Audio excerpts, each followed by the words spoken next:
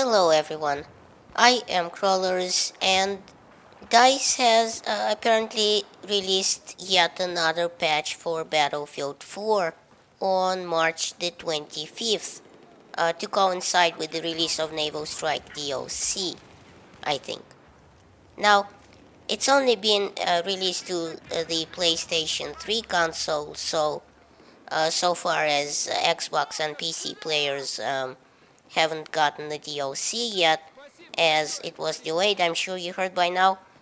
And, well, at least my Battlefield hasn't updated, I don't think so.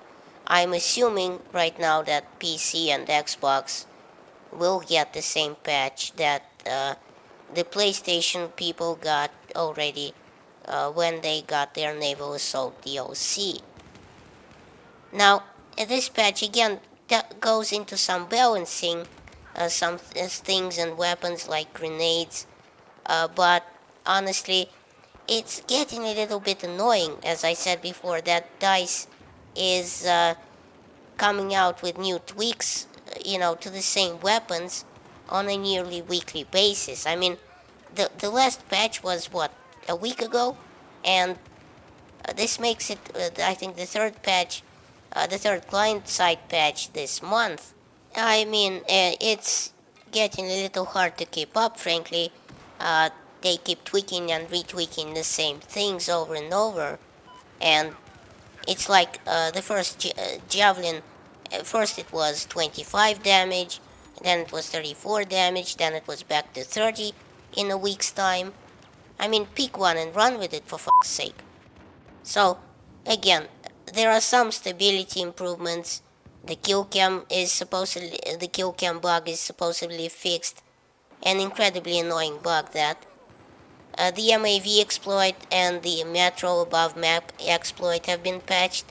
Players being suicided when running on steep inclines and being rammed into things has supposedly been fixed. I'll believe it when I see it, frankly. The DICE's history has a history of saying, something's been fixed only to find out it's been more broken than ever before. Also, Gold battle packs now act as service stars, so players who already hit the level cap can still unlock them. Interestingly, they also increase the damage buckshot does to an enemy wearing body armor. As maybe you know this, in fact, in the past I did a video on body part multipliers in Battlefield 4 and said that basically it was very low, being the normal damage done by buckshot pellets. When it hit body armor, it only made 0.671 times the regular damage. So obviously you can see this is very underpowered, and so DICE decided that it should be increased. They also increased the long-range accuracy of the burst-fire assault rifles, the M4 and the M16A4, or should I say the carbine and the assault rifle, by reducing its vertical recoil. Now, I suspect DICE is doing this because if you look at the usage chart of weapons in Battlefield 4, you will find that the M4 and M16A4 is way downrange. So they aren't getting used at all. And in an effort to make them more, a better choice for weapons, I think DICE, and in fact I made a video about this a while back, which I'll link to the back of this one, but essentially what they did in one of the first patches to Battlefield 4 was move the first shot multiplier of the burst fire weapons to the actual last shot of the burst to make them a little bit more useful. Basically, in Battlefield 3, you would shoot a burst fire weapon and you would have had this boom, kick, boom, boom in sequence.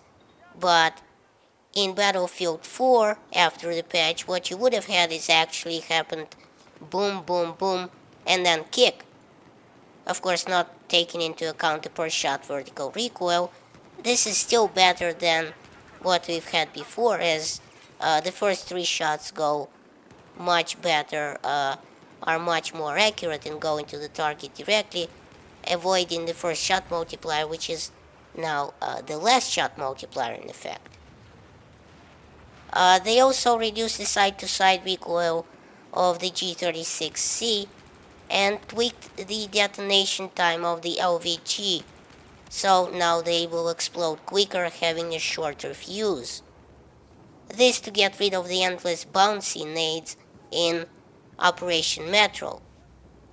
They also reduced its max damage to 80, like the RGO Impact grenade, and they also reduced the number of LVG and HE 40mm grenades you can now carry from 4 to 3, and increase the time it takes to generate them from ammo boxes. Also, to prevent grenade spamming in some ways, they increased the time it takes to reload all grenades from ammo boxes. We'll see how that works out, I guess, in real life when the actual patch comes down. They also further reduced the repair time of choppers, changed the flight ceilings on Oman, Firestorm, and Caspian, adjusted the damage of the 25 and 30mm cannons for jets, and tweaked the accuracy and the direct hit damage of the gunship's previously useless 25 and 40mm cannons.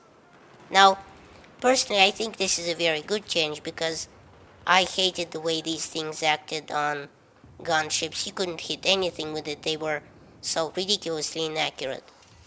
And I think they were pretty bad, in need of patching. They also did a bunch of small changes to the commander app and tweaks, they increased stability, fixed squad communication, some bugs, added support for the Naval Strike DLC, of course, fixed some icons on Rush and the HVT and such, and supposedly made it generally better. So throw words at me down below in the comments section, because I'm sure everyone has an opinion on this. Also, thanks for watching. Please rate and share this video as it helps my channel grow. And check out my other videos at the end of this one. And remember, in Soviet Russia, YouTube subscribes you.